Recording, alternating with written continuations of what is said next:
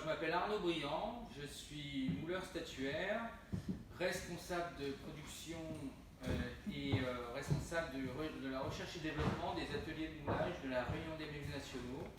Et accessoirement, je suis depuis 2015 meilleur ouvrier de France. Alors, je m'appelle Caroline Kurtz, je suis mouleur, j'ai 30 ans et j'ai été formée par la RMN en apprentissage pendant 1 an. Alors, je m'appelle Alexia et je suis mouleur statuaire. Passionnant, éreintant et gratifiant. Alors d'abord, ça me vient à l'esprit tout de suite, c'est le challenge, parce que c'est une pièce qui est quand même monumentale, qui nous a posé des difficultés. Je dirais aussi excellence, parce que c'est quand même une pièce mythique de Versailles. Et ensuite, expérience humaine, parce que de travailler pendant 4 semaines avec des collègues, avec cette ambiance de travail, avec ce challenge à réaliser, c'est toujours agréable. Passionnant parce que c'est une belle pièce, qui est un beau volume. Éreintant parce que c'est beaucoup de travail.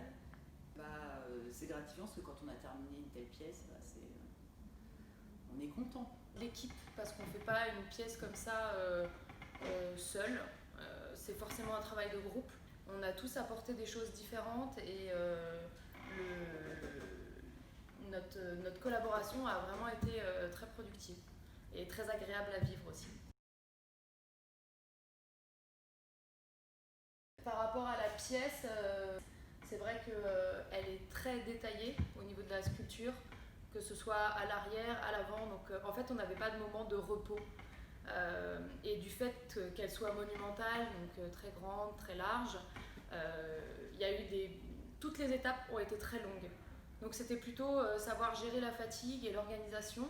Mais je crois que la conclusion pour moi, c'est que vraiment la communication au sein de l'équipe est ce qui est le plus important et a fait qu'on a très bien réussi.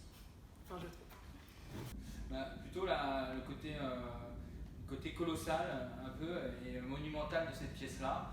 Donc c'est tout de suite des grands volumes, des grandes quantités de matière. C'est du temps aussi, par exemple le démoulage va prendre 2 jours.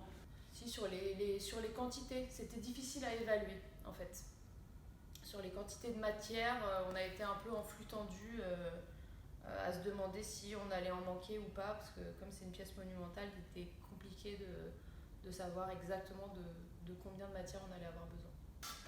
Et ce qui me plaît dans le moulage, c'est que justement c'est un travail avec des rythmiques différentes et plein d'étapes qui font qu'on ne s'ennuie pas et il y a beaucoup de changements.